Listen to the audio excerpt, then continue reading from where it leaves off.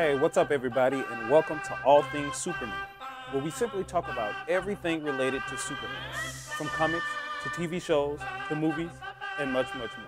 Okay, guys, so we've gotten a big piece of news related to the new Batman versus Superman movie and related to DC's and Warner Brothers' plan to move on with their DC cinematic universe over the next 5 to 6 years. So, if you haven't heard about it yet, what it is, over the next, basically between now and the year 2020, DC plans to release about 9 movies at a rate of probably about 2 movies per year.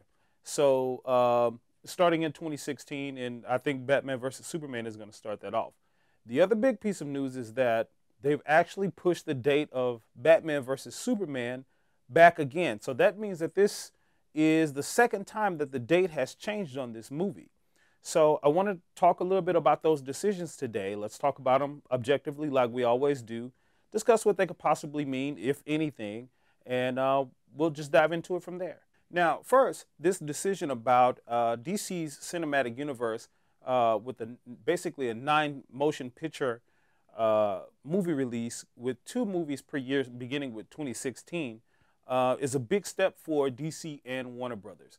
Most of us have been in comparison mode and trying to compare, Marvel and DC about what their plans were. So the theories and the speculations about everything is that, Marvel has the upper hand because they're more confident, they're more, sure about their properties, and they're just releasing stuff like back to back. They're coming out with, movies every year. Every year we get 2 or 3 Marvel movies, seems like now. And the theory behind DC is basically that they've been hiding in the dark, kind of twiddling their thumbs, and don't really have a plan because they're scared and don't want to waste money and all that kind of stuff. And I want to offer a new theory about that today in this video because I think it's getting misconstrued in a major way. First of all, the whole DC versus Marvel thing is not a real thing, at least in terms of how we as fans cake it up to be, this whole DC versus Marvel thing. It's not a thing where these guys are fighting, they're in the studios and let me watch what Marvel is going to do before I make my next move and this kind of thing. What you have to understand is that before all of this comic book era of movies started, just under, 5 to 10 years ago, there was no plans with these movie studios, at least most of them. There wasn't any plans to do like phase 1 and phase 2 and phase 3 of, any kind of cinematic universe. The only approach was that, hey, let's make a good movie. If it does well, we'll make a sequel. If that sequel does well, we'll make a trilogy. Take Blade Trinity, for example.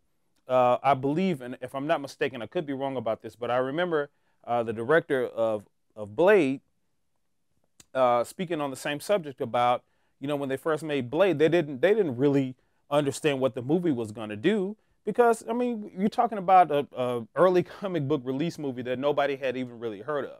So depending on what that did, they would release their next movie. So I believe that's the approach that DC and Warner Brothers are just still taking. They're not, sitting around, okay, let me wait for Marvel to just like, see what they're going to do with their Captain America or their Thor or Guardians of the Galaxy. Let me wait to see what they're going to do. No, Warner Brothers and DC, I think, are just taking the more old school approach and saying, hey, let's, we're just going to release a movie.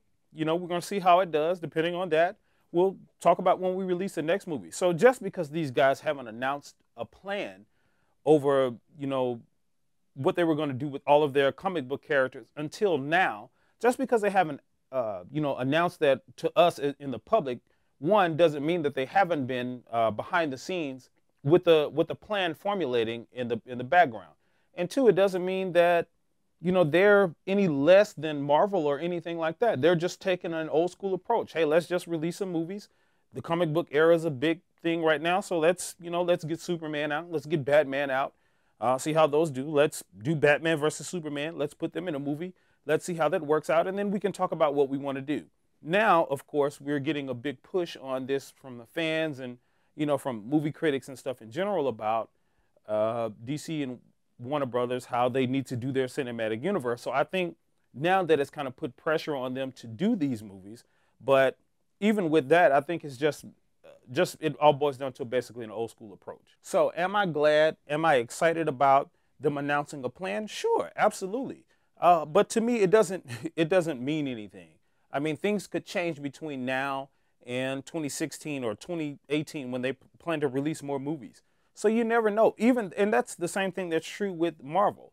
You know, they could have a plan. Their plan to release Captain America 3 right now in May of 2016. That could actually change for whatever reason. It doesn't mean that, again, now DC has come up with some kind of plan to counteract what they're going to do. So now they have to move the date. There are other factors that go into why a movie date is maybe pushed back. The production could be delayed.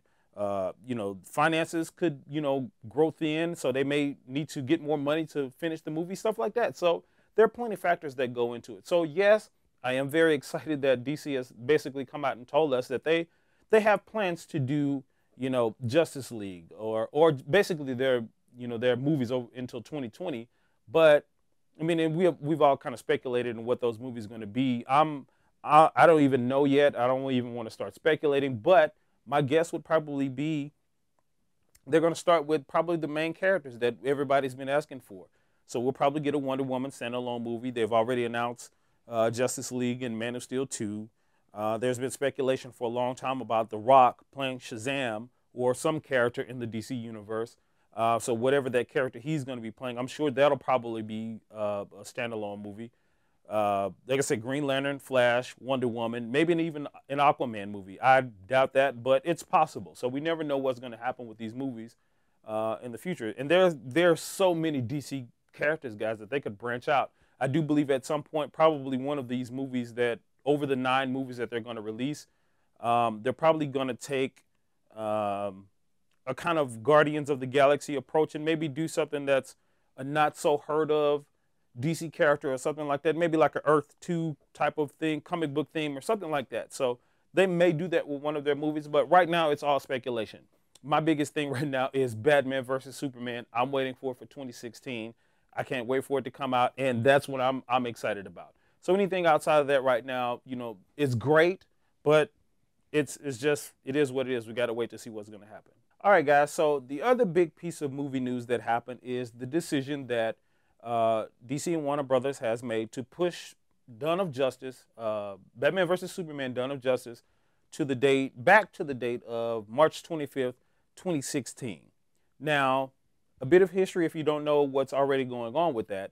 Basically, Dawn of Justice and Captain America 3 was slated to be released on the same date in May of 2016. So that had this whole internet frenzy and comic book movie fans and movie critics alike, going into this whole, big DC versus Marvel thing. Oh, it's going to be a showdown. It's going to be, who's going to play chicken. Now, those of us who were intelligent, we kind of already knew that it was going to be smart for one of these guys to move their date. This was not a game of chicken, guys. That's why, let me throw that out there right now. This was not a decision of chicken or a game of let me just move, now Guardians of the Galaxy has come out and it did well, so now I got to move my DC movie back to another date so it won't clash because they're probably going to kill it. It's not that kind of thing always, guys.